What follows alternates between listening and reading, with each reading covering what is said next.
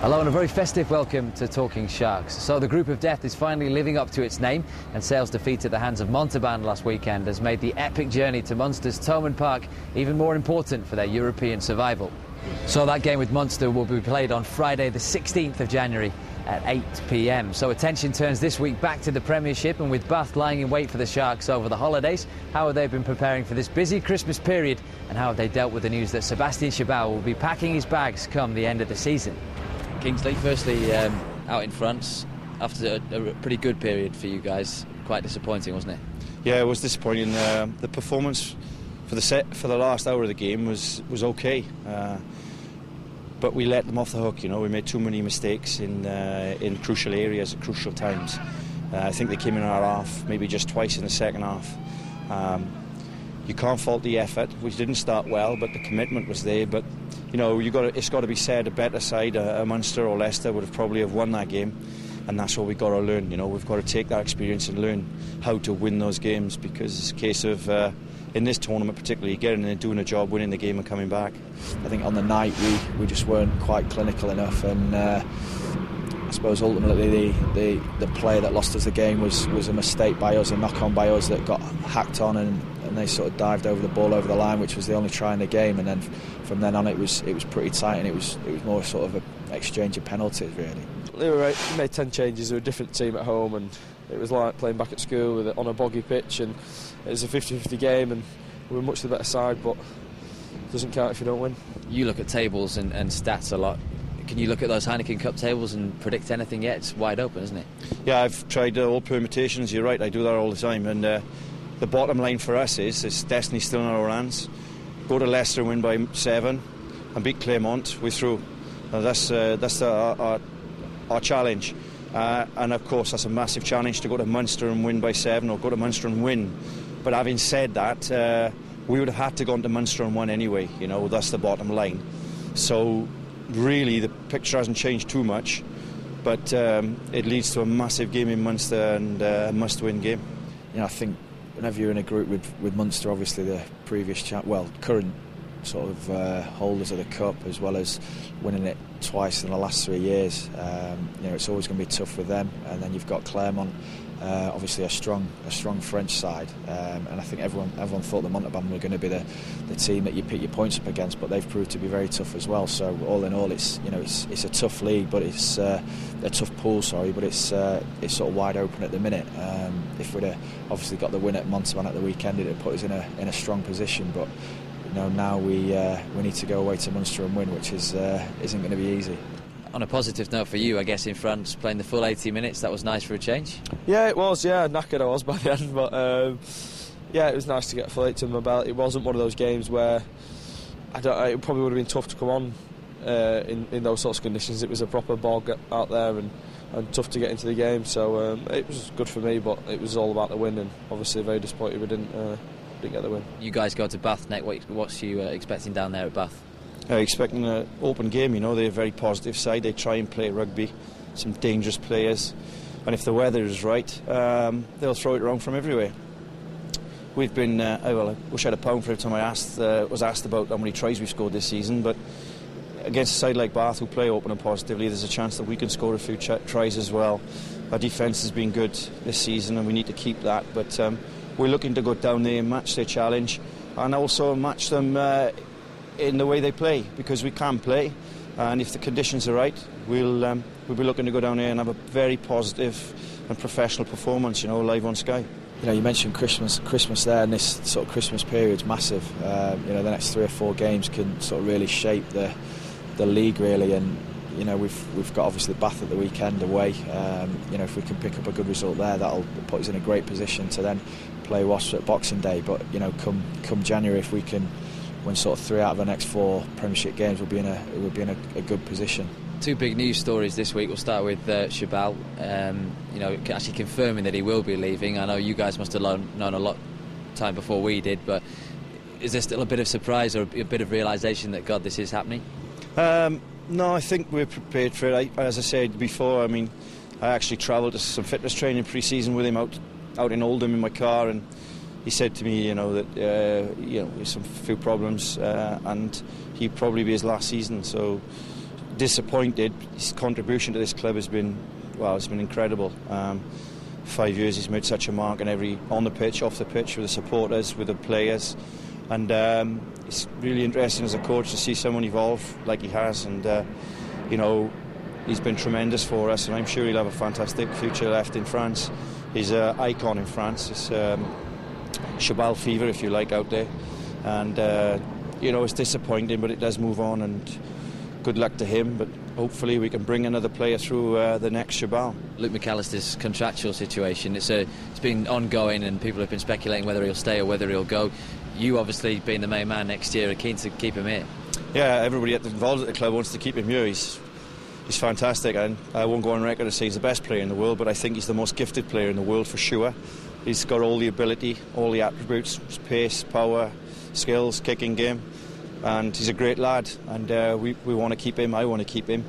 Obviously his father's been in France speaking to clubs, and he has to do that, has to find out what his market value is at the moment, with the euro being what it is, and French clubs having reported budgets of £20 million for their squad, €20 million for their squads. It's going to be hard for us to compete. We have a salary cap we have to operate under, and we want to keep Luke here. Hopefully we can find the right package to keep Luke, because Luke, I believe, wants to be in Manchester. The rugby is very important to him, and he's settled here. But if we can't compete with you know, the salary side of things, it's hard for Luke to stay. But we're trying everything we can, and I haven't met with his dad yet, but I will be in the next few days. Right, here on Talking Sharks, we thought we'd come up with our own little game for the local teams to enjoy during their training sessions. After months of deliberations and blueprints, we've decided on the Grubber Challenge. Think it sounds easy? Then check this out.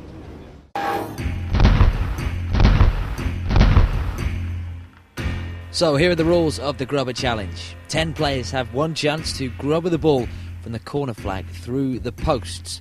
The ball can either go through the left or the right of the posts, and the ball must bounce at least once before going through the posts for it to be counted.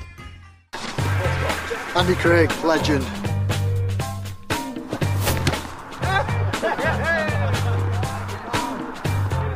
Tank Roberts, hooker.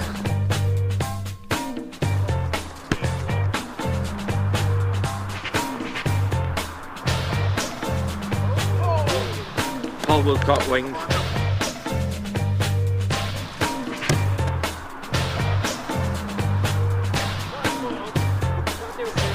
Dave Livesey, prop.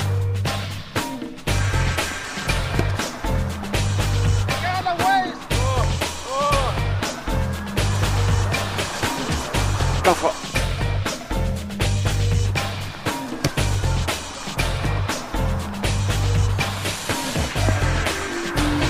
Phil Jones.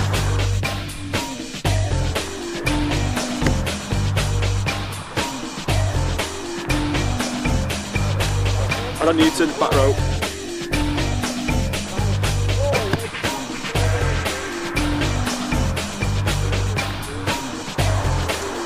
St Woods, second row.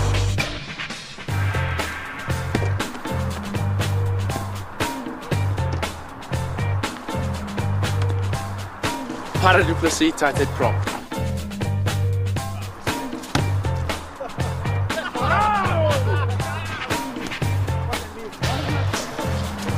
Matt Riley.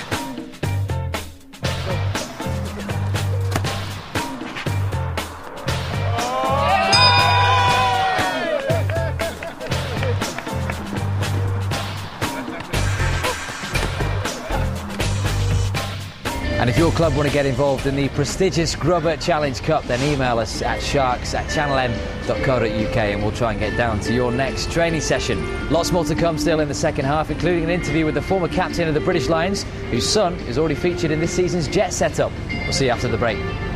So when Sale beat Bath 29-19 in April 1998, the Sharks scored 4 tries. Matt Moore, Josh Baxendale and Pat Sanderson scored 1 apiece for Sale.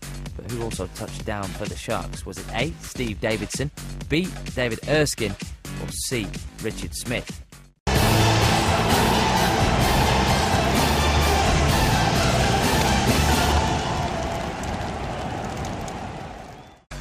So before the break, we asked you who scored the missing try in Sale's 29-19 win over Bath in April 1998.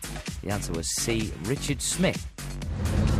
Hello and welcome back to Talking Sharks. So last week saw a visit to Manchester from a man capped 34 times for England. He's captained the British Lions tour to South Africa in 1980 and has been involved in one of the most famous streaks in sport. Please welcome Bill Blackeridge Beaumont, OBE. Well, really, I was more of a football fan because Chorley's a round ball town, really. And I used to go and watch Blackburn Rovers every week. In fact, I still go and watch him. Yeah. You know, and not doing so well at the moment. And you know, and if you talk about rugby, then Wigan's only 7 or 8 miles away, so rugby league would have been probably closer to the rugby I got to. You know, and then it was only when I went to rugby playing school then, when I went to school, and then started playing rugby union. My father had played rugby union, and my grandfather had. So when I packed him playing at school, you know, when I left school, I wanted to carry on playing, and whilst there were quite a few clubs that were close to my father had been a member of the Fowl Club, my grandfather had. So I just went down there, didn't know anybody, just turned up and got a game. What sort of age were you then? I was 17 when I first went there. And they were influences, your dad and your granddad were probably the biggest ones, were they, to get you into it? Yeah, they were, but yeah, I'd enjoyed it at school. But my uncle was from a cricketing background. He was the last amateur cricket captain for Lancashire in 1962. So I used to enjoy playing cricket. I used to play for Chorley in the Northern League, and it was actually when I was probably about 18, 19 that I really got interested in rugby, simply because I enjoyed the social life. I got used to, it was sort of enjoyed that sort of team ethos and you know, training and playing with a bunch of lads that you wouldn't normally mix with, and having a bit of fun and that, and then one thing led to another, and then you know, started playing on the sort of second team at Fylde, and then got in the first team. It's pretty prolific though, Fylde, isn't it? There's been some big names that have come through there. There've been one or two. Yeah, I think it's still the club's been through some ups and downs. Certainly, professionalism was hard on the club because it thought it could mix it with the big boys. Got in the equivalent to the first division. You know, had 2 seasons there. Ended up bankrupting the club. They had to sell a pitch, so now they're down to 3 pitches where they had 4. But you know, it's a community club again now. They play in the national leagues. They've put out 5 teams every Saturday. They've got under 19, 17s all the way down to under 8. So yeah, your lads played for them as well. Well, I played for them, and they've got quite a good contact with the Sharks. With Mark Nelson, who's he's the coach of Fylde. So. Yeah, we see quite a lot of the Sale lads. And he's played for Jets recently, your son? He has played for the Jets, yes. He was away at Gloucester on a Monday night. I think they've asked him to play a couple of times, but he's been injured, couldn't play on a Saturday and then on the Monday night. So for you at the time, obviously a completely different world with it being an amateur game. You were coming out of school, and then you'd finished school, you were playing for Fylde, but you're also concentrating on your business, which was part of the family. I just worked for. When I left school, I went to it's called university now, Salford Tech it was in those days. Went there, a couple of years there, and I thought being a bit of an idle son, so I thought, well, I went to work for my uncle, my grandfather, and my father also worked in the business, in a textile business. Thinking about Sale all those years ago, what was your first sort of memories of playing for Sale? Playing against Sale. Playing against Sale at the time, Hayward Road. Playing against Sale when we used to play at Hayward Road. Hayward Road, yeah, we used to play there. And not changed much since then, has it? No, it's still the same. The Jim Birtle stand, you know, on one side. Yeah, played many times against Sale. That in fact, Steve Smith and Frank Cotton were always trying to get me to go down to Sale to play for them. Yeah. But I was always loyal to Fylde. It always been my club. So we used to play Sale twice a season. Home and away. Great place to go. The atmosphere, imagine. It was good, you know. One of my players I greatly admired in rugby, Richard Trickey. You know, still there. Yeah, still there. Played with him for Lancashire over 50-odd times, and played against him many times. And the guy Peter Stagg, John Gardner, John Lansbury. Tony Bond, was he down there? Yeah, Bondi. Yeah. Well, Bondi was at Broughton Park first of all before he went to Sale. So yeah, been to Sale many times. It's also incestuous, though, isn't it? Do you still keep in touch with all of them, Steve Smith? Yeah, still keep in touch with Smithy and Fran. Yeah, we're doing. England, 34 caps. Yeah, a phenomenal career with the British Lions. So I mean, I've having read bits of your book, I want you to talk me through these. There's 3 things that you sort of keep quite close to heart. All happened at Twickenham. Or they sort of call them the 3 misses. The first one was when you nearly scored, because obviously you had no points in those 34 caps. When you nearly scored and you were taken down inches from the line. Yeah, the smallest man on the pitch. Talk us through that one. Well, I didn't actually know where the try line was, because I very rarely got that far up the field. And I think if I'd realised I could have scored, then I would have. It was just staff, really. I just sort of stopped and fed it back to somebody else. You know, and stopped by Colin Patterson. Yeah, should have scored. The second one was, I think it was in the final game of the Five Nations, 1980, against France. Your full-back kicks it out into touch. Oh, that was 81. Yeah, full-back kicked it. It was full-back. I think it was a guy called Marcus Rose was full-back. Kicked it into the royal box. Pierre Berbizier, the former French scrum half and coach and Italian coach, nicked the ball off a ball boy, threw it in quickly. They scored. Well, so it wasn't the same ball. It wasn't the same ball. So if it's not the same ball, then you can't score a try. And of course, you knew the referee. Yeah, I knew the referee well, and I knew the decision. So I went up to the ref. Actually, I went to the touch judges and said, "Can you tell your mate that he knows and I know that wasn't the right ball?" We still lost. And the third one, do I have to say Erica Rowe? Yep, Erica Rowe. Yeah. You were doing your team talk. With children watching this, you know. But she was probably the most famous streaker in world sport. Yeah. And I still refer to her when I give speeches. Yeah, but she came on the pitch and interrupted my team talk. No, well, we'll leave it at that one. Yeah, absolutely. Against Australia. Obviously, but before that, your debut for England was in Ireland, wasn't it? Ireland, 75 years. 22 years old. Yeah, Willie John McBride was the captain of the Irish team that day. Never been to Ireland in my life. You know, obviously didn't know what the ground was like. Called in on the Friday afternoon to play, and it's amazing that the first time you play, it goes so quickly.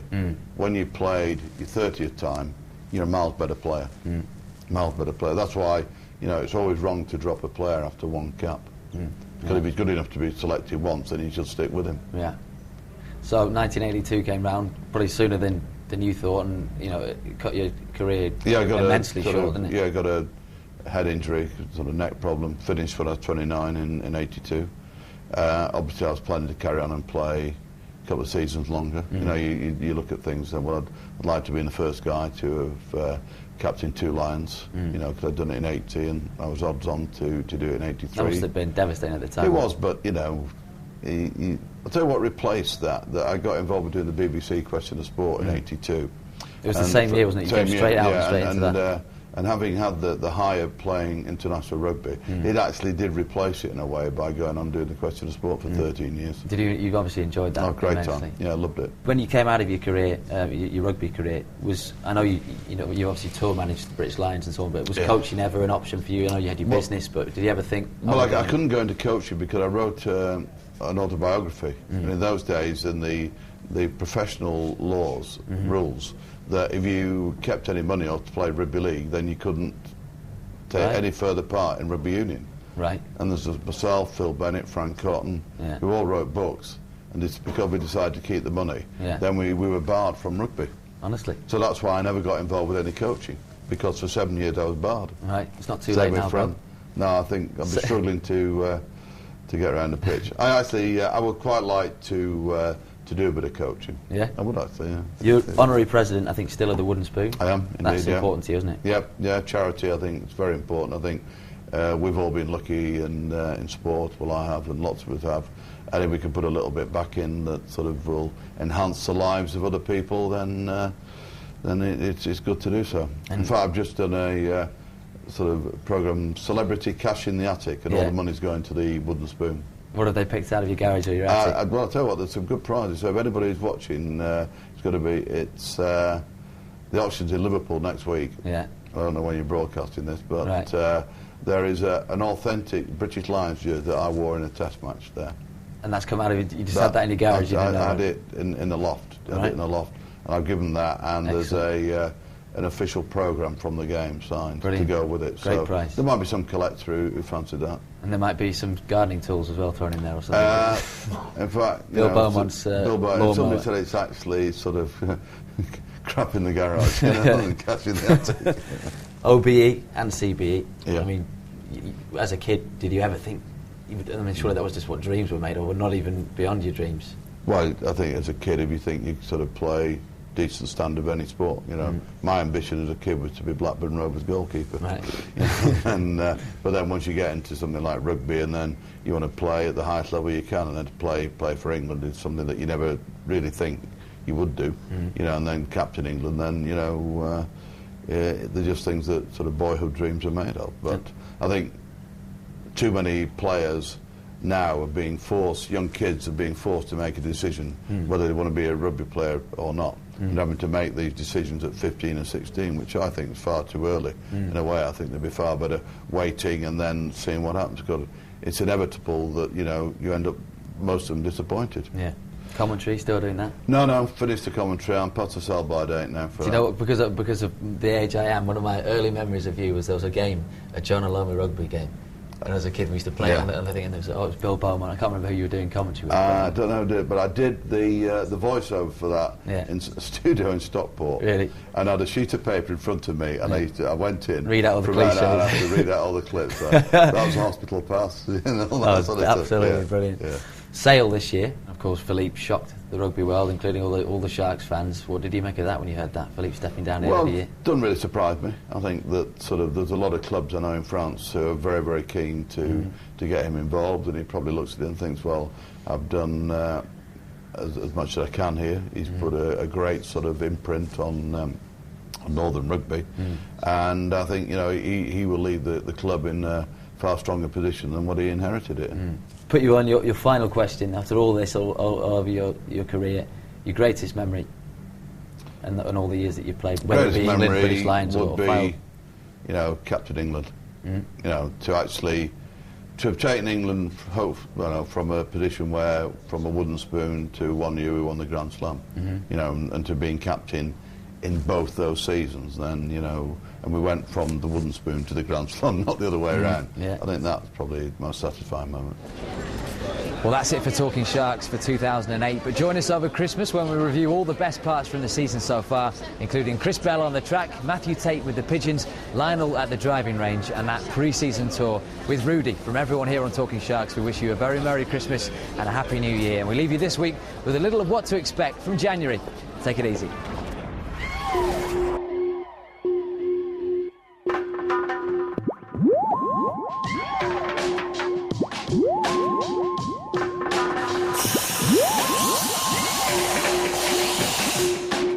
This must be underwater love. The way I feel it slipping all over me. This must be I'm terrified of sharks, absolutely terrified.